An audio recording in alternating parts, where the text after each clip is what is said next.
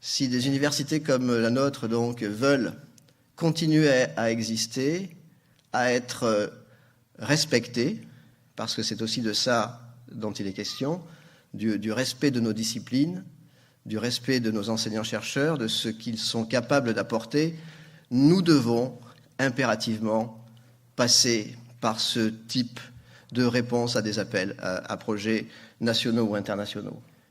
Et je crois que nous devons être fiers non seulement du travail de Didier, mais fiers de notre université qui est capable de nourrir en son sein des chercheurs et des disciplines et des formations de cette nature. C'est le European Research Council.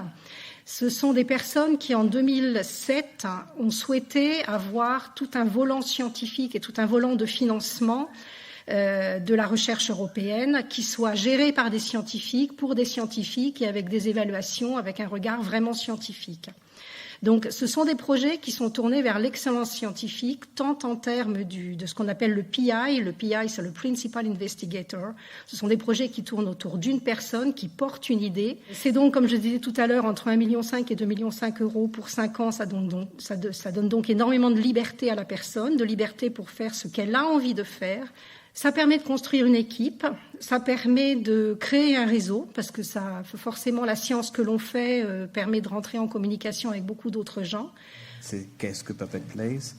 Donc ce projet lauréat de l'appel Advanced Grant 2018, comme il vous a été dit, c'est donc un projet de recherche européen, en ce sens qu'il porte sur une large aire géographique, essentiellement l'Europe de l'Ouest. L'objectif est d'étudier le répertoire des pièces pour marionnettes en Europe de l'Ouest, tel qu'on peut le reconstituer depuis 1600 jusqu'à 2000.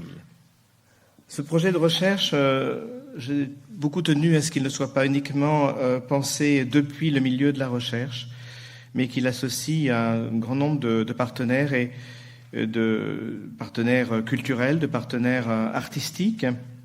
C'est pourquoi le conseil scientifique que j'ai sollicité représente justement un peu ces différentes sensibilités, ces différents points de vue. Alors ce projet, il est essentiellement aussi transdisciplinaire. Ce répertoire des pièces écrites pour les marionnettes est un répertoire presque entièrement inconnu, surtout extraordinairement dispersé, extrêmement fragile même à bien des égards et pour une très large part inédit. Donc notre projet, ce sera de rassembler, de faire connaître ces pièces pour marionnettes, donc de les collecter, les rendre accessibles au public. Ça suppose bien sûr ces enquêtes dans des bibliothèques, des musées, des archives privées et publiques, des enquêtes aussi auprès des théâtres et des compagnies, parce qu'il y a beaucoup de textes qui sont commandés à des auteurs, mais ensuite ne sont pas publiés. Et surtout, donc, l'objectif est de rendre visible et accessible facilement, gratuitement, cet héritage culturel européen. Du côté de l'étude, de la réflexion, ce sont des questions vraiment extrêmement simples que j'ai souhaité développer à l'intérieur de ce projet. Pourquoi décide-t-on d'écrire du théâtre pour marionnettes? Est-ce que c'est pour s'adresser à un public spécifique? Est-ce que c'est pour se servir d'un médium spécifique? Est-ce que ça produit un type d'écriture particulier et en quoi? L'hypothèse que je souhaiterais développer, c'est que progressivement, les écrivains et les marionnettistes ont développé une dramaturgie spécifique, une écriture théâtrale spécifique pour les marionnettes. Alors les résultats seront d'abord développés sous la forme d'une base de données, d'une anthologie en ligne aussi, avec justement ces données concernant 2000, on fixait cet objectif 2000 pièces, leur localisation, toute une documentation bien sûr sur ces pièces. Cette base de données, il s'agit donc aussi de la rendre facile d'accès, lisible, donc interrogeable aussi bien par mots-clés, mais aussi par une frise chronologique, par une carte géographique, et puis une anthologie de 300 textes numérisés, c'est-à-dire aussi transcrits, c'est-à-dire aussi encodés, comme on dit aujourd'hui. C'est l'idée de transcription collaborative, c'est-à-dire de permettre à des usagers intéressés de participer à la transcription de manuscrits en ligne. Et puis bien sûr, nous élaborerons des outils pédagogiques parce que cette plateforme devra pouvoir être utilisée aussi par des enseignants, par exemple, par dictionnaire des auteurs, dossiers thématiques, des propositions d'activités, des comptes rendus d'expériences. Enfin, bien sûr, évidemment, c'est quand même le cœur, des publications scientifiques. Donc, j'écrirai un ouvrage qui fera la synthèse de ce projet. Nous aurons 2 thèses de doctorat, les actes de 2 colloques internationaux, et puis différents articles, bien sûr. Alors, à qui servira Puppet Plays? C'est un peu la dernière question. Bien sûr, à la recherche, c'est-à-dire aux chercheurs, aux enseignants, aux étudiants, mais aux artistes aussi, puisque beaucoup d'amis marionnettistes me l'ont souvent dit, ils sont à la recherche de textes à représenter. Tous les résultats de nos travaux soient en accès libre et gratuit, aussi bien les publications que les ressources documentaires elles-mêmes. Et puis, voilà, ces communautés d'usagers, en particulier autour de répertoires régionaux, pourront, je pense, être créés, parce qu'il nous faut construire la plateforme numérique, ça nous prendra 2 ans. Il y aura un colloque international en 2021, donc plutôt sur le répertoire de pièces écrites par des auteurs. En 2022, nous aurons la soutenance de la première thèse de doctorat financée par Puppet Plays. En 2023, 2e colloque international sur les traditions populaires. 2024, la soutenance de la 2e thèse de doctorat et puis la présentation de la version définitive de la plateforme numérique et la clôture du programme. Donc Christophe Loiseau est un photographe qui a travaillé pendant 25 ans pour l'Institut international de la marionnette, qui est vraiment une figure très importante de ce monde, qui a donné une vision plastique et extrêmement riche. Je me suis rendu près du Tréport, espérant un ciel chargé de nuages. Lors des premières prises de vue, j'ai cherché à éclairer ce corps pour le décoller du réel, et puis j'ai eu l'idée d'incliner ce buste à 90 degrés pour décaler l'image, absorber le réel pour mieux le fictionner. L'image était faite, il était temps. Nous étions mardi 5 novembre, et la mer avait totalement envahi mon studio d'un jour. Il ne me restait plus qu'à intégrer ce texte pour donner plus de volume à ce colosse qui avait pris l'eau. Le bleu commençait à teinter mes mains et mes appareils photo. Je pouvais quitter mon studio éphémère. Pourquoi le projet Puppet Plays est-il une illustration emblématique et exemplaire de ce que nous proposons de faire au RERA 21 ?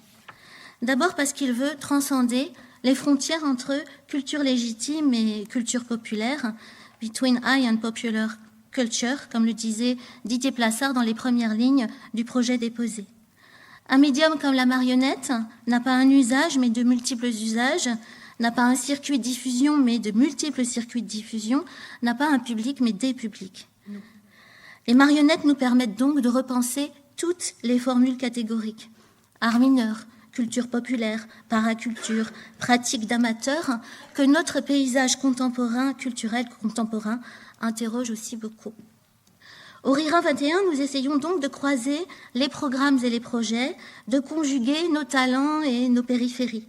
Les marionnettes, art carrefour par excellence, ont vocation à dialoguer avec beaucoup de disciplines. Le théâtre, évidemment, le cinéma, la musicologie, les arts plastiques, la littérature, la presse. UNIMA is an international, or the international puppetry organization. So UNIMA comprises people from different areas of work. UNIMA comprises puppeteers, researchers, scholars, enthusiasts, collectors of marionettes, museum curators, and people from lots of different areas, not just researchers, not just puppeteers. So the first aim is to promote, encourage, develop and support research into puppetry, material, visual and object performance and related areas. But it's also really important because as researchers of puppet theatre, we are still grasping and struggling for enough information, enough resources, enough archives, enough publications about puppet theatre. Let's make more projects together so that we keep these links going and we continue to be connected and not separated. Ainsi font les petites marionnettes. Ainsi font 3 petits tours et puis s'en vont. Là-haut, là-haut, là-haut, là-haut. Eh bien non. Pour une fois, elles ne vont pas s'envoler. Pour une fois, elles vont rester. Pour une fois, même, il est question ici de leur restituer leur histoire, car il s'agit d'un art qui n'a pratiquement pas d'histoire, qui a souvent été considéré comme marginal, mineur, Rappelons-nous que le comédien qui fonde le théâtre classique et le théâtre contemporain, c'est une apparition extrêmement récente de l'histoire de l'humanité, c'est 450 ans avant Jésus-Christ. Et on ne peut pas imaginer qu'avant 450 ans avant Jésus-Christ, il n'y ait pas de rituel dramatisé. De quoi parlaient les marionnettes? Est-ce qu'elles parlaient de politique? Est-ce qu'elles parlaient de social? Est-ce qu'elles parlaient d'amour? Est-ce qu'elles parlaient de la mort? Est-ce qu'elles parlaient de nous? Est-ce qu'elles parlaient de la douleur? Voilà un petit peu l'entreprise de Puppet Plays. J'ai toujours été très attentive à la question des écritures dans le domaine des arts de la marionnette. C'est un domaine qui est présent plus particulièrement sous son aspect contemporain dans les programmes pédagogiques de l'ESNAM de Charleville-Mézières, donc l'École nationale supérieure des arts de la marionnette. Il est par ailleurs essentiel de se pencher sur le patrimoine pour une meilleure connaissance de cet art et de son histoire. La dimension européenne de la future plateforme est en l'occurrence tout à fait passionnante.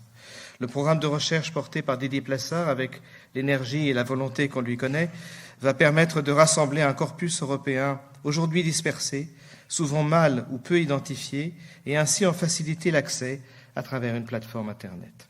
Merci beaucoup, merci à tous.